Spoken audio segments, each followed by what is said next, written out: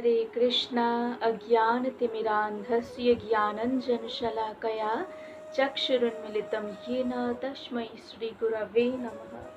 वञ्चाकल्पतरुभ्यश्च कृपासिन्धुभ्य एव च पतितानां पावनेभ्यो वैष्णवेभ्यो नमो नमः।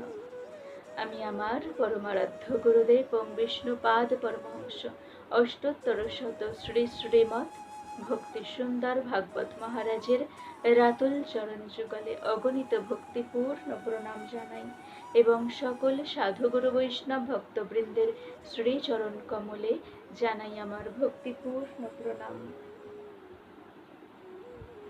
আজ আমরা খুব গুরুত্বপূর্ণ বিষয় সম্পর্কে জানব। কোন ক্ষেত্রে ছলনা করলে কোনো দোষ হয় না। কুরুক্ষেত্র যুদ্ধ সমাপ্ত হয়েছে। কুরুক্ষেত্রের মাঠে সৈন্যদের অস্ত্র শস্ত্র ভাঙা অবস্থায় পড়ে আছে। রথ টুকরো টুকরো হয়ে গেছে, সেই রথের টুকরো, রথের চাকা পড়ে রয়েছে। কত সেনাদের বস্ত্র ছিন্ন ছিন্ন হয়ে পড়ে রয়েছে। সেনাদের মুকুট সবকিছু ভূমিতে। কত সেনাবাহিনী ধরাশায়ী হয়ে গেছে রণাঙ্গনে। সেখানের বাতাবরণ যেন হাহাকার করছে চারিদিক। সেখানে যে যাবে সে একেবারে ভয় পেয়ে যাবে। ভয়ানক পরিস্থিতি।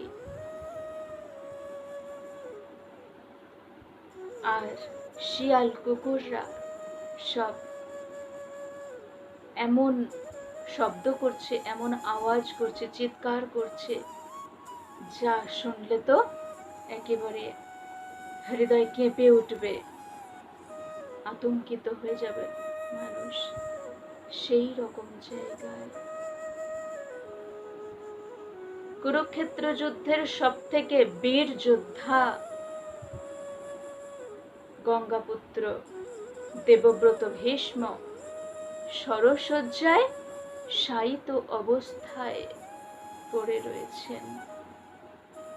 শরের ওপর শরশয্যাতে শায়িত অবস্থায় তিনি দুঃখ কষ্ট যন্ত্রণা, তীব্র যন্ত্রণা ভোগ করছেন আর গোবিন্দকে স্মরণ করছেন।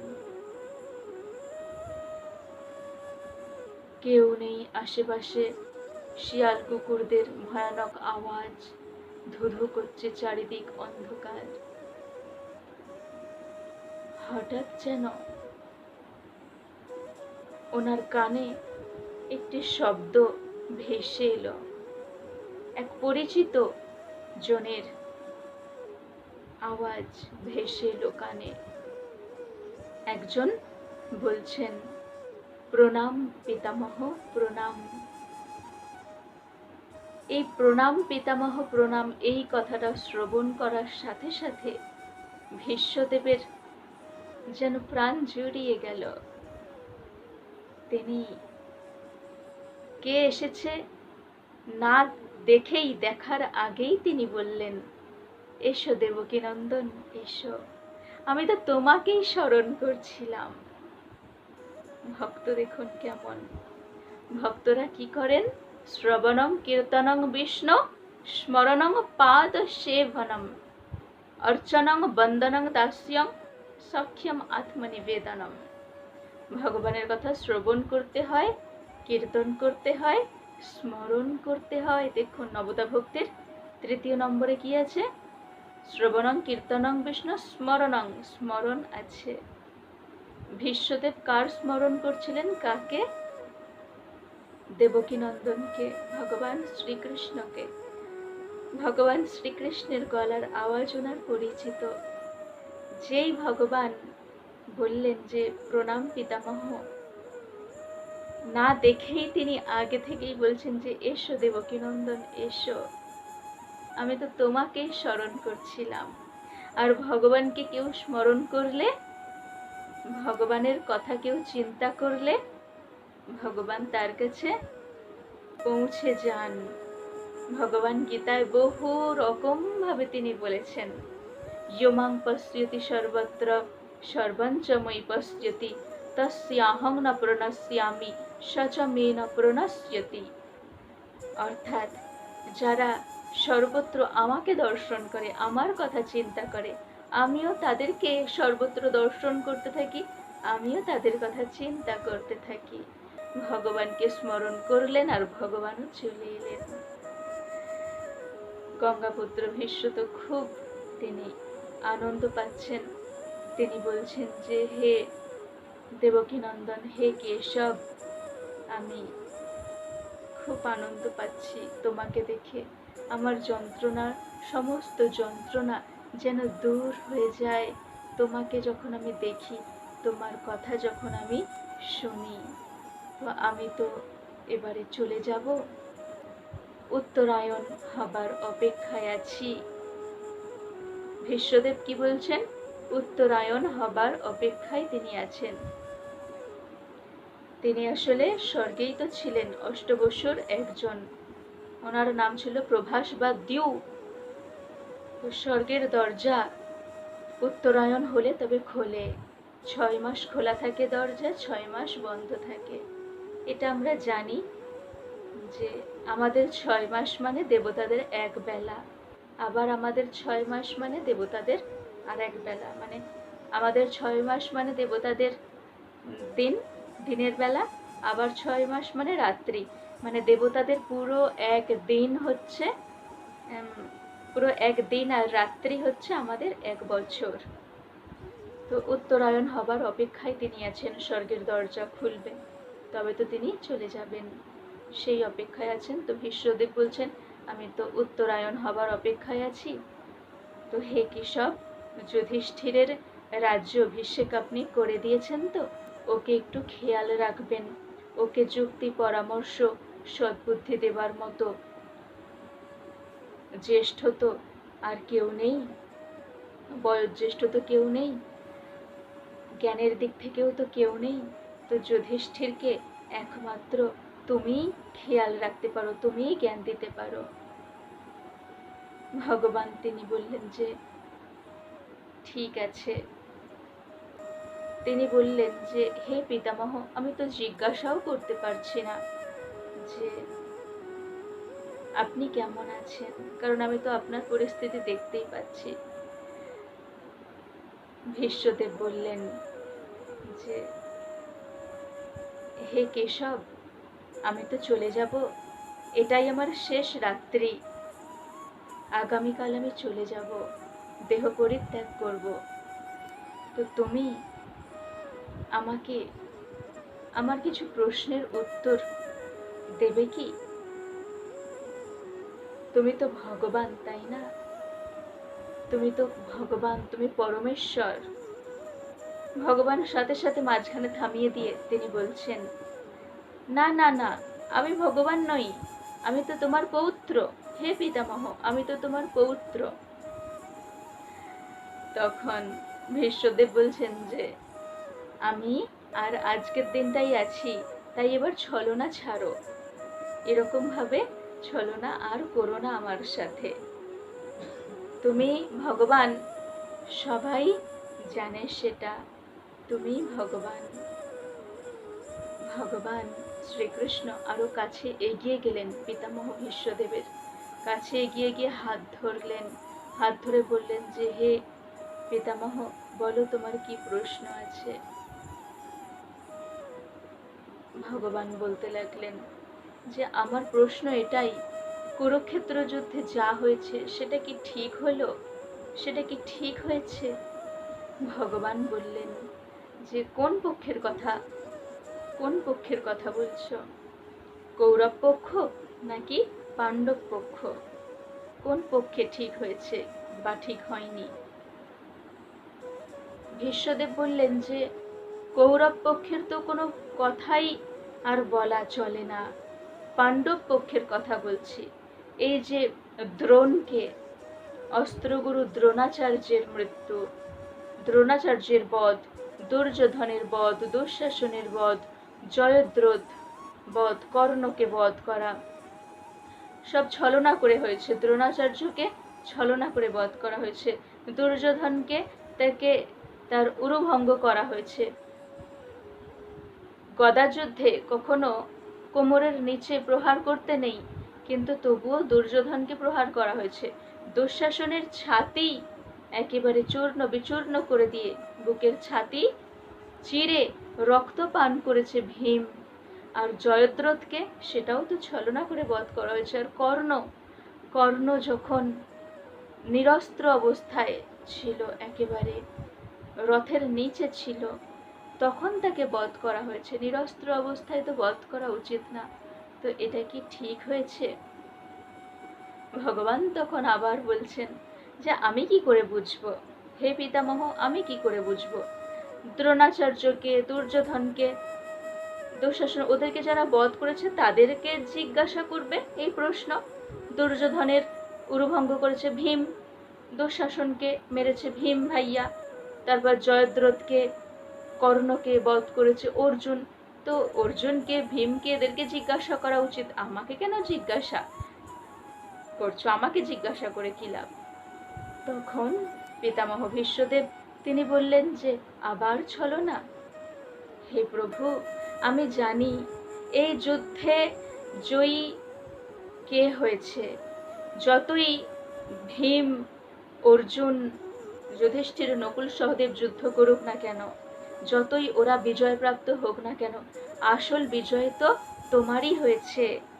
ধর্ম আর অধর্মের যুদ্ধে ধর্ম জয়লাভ করেছে, আর ধর্মকে জয়লাভ করিয়েছে কে?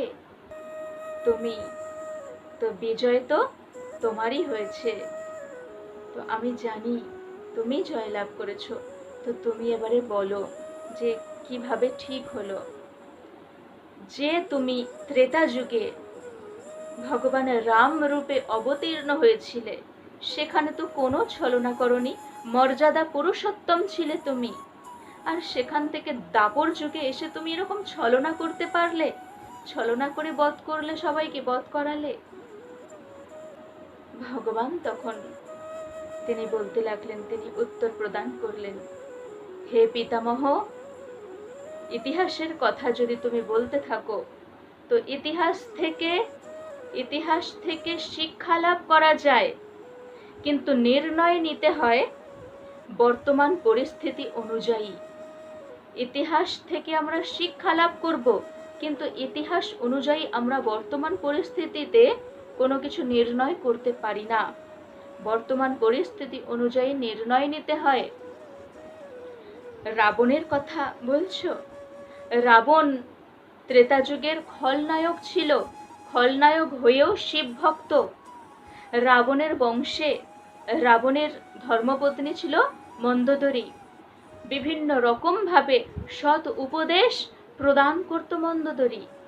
বিভীষণ, তারপর কুম্ভকর্ণের মতো ধার্মিক ভ্রাতা ছিল, তারা অনেক করে রাবণকে বুঝিয়েছে। তারপর বালি, তার পত্নী তারা, তারপর তার পুত্র অঙ্গদ, এরা ধার্মিক ছিল, এরা বালিকে সর্বদা বোঝাতো। তো সে যুগে যারা খলনায়কের ভূমিকায় ছিল, তাদের মধ্যেও ধর্মের জ্ঞান ছিল। কিন্তু এই যুগে, এই দাপর যুগে, এখন যে আমি এসেছি, এখন ওই যে জরাসন্ধু, তারপর শিশুপাল, এদিকে দুর্যোধন, দুঃশাসন, শকুনি, জয়দ্রথ, এদের মধ্যে তো ধর্মের কোনো জ্ঞানই নেই। তাই এই যুগের সাথে সেই যুগের তুলনা করা চলে না। সেই যুগে খলনায়কদের মধ্যেও ধর্মের জ্ঞান ছিল। তাই রামচন্দ্রকে ভগবান বলছেন, তাই রাম অবতারে আমাকে কখনো ছলনার আশ্রয় নিতে হয়নি। কিন্তু এই যুগে ধর্মের কোনো জ্ঞানই নেই এদের মধ্যে, তাই আমাকে ছলনার আশ্রয় নিতে হয়েছে। মূল উদ্দেশ্য হচ্ছে ধর্মের বিজয়। আমার এই ধরাধামে আসার উদ্দেশ্যই হলো ধর্মের বিজয়। ধর্ম মানে সত্য, যেদিকে সত্য সেদিকের বিজয়। আর ধর্মকে রক্ষা করার জন্য, ধর্মের বিজয় ঘটানোর জন্য যে কোনো নীতি অবলম্বন করা যেতে পারে। যারা অধর্মী, যারা দুষ্কৃতি পরায়ণ, তাদের বিনাশ তো অবশ্যম্ভাবী। আর যে কোনো পরিস্থিতিতে, যে কোনো উপায়ে, সে নৈতিক হোক বা অনৈতিক হোক, যে কোনো উপায়ে দুষ্কৃতীদের বিনাশ করা যায়, ছলনার আশ্রয় নেওয়া যায়। আর এই যে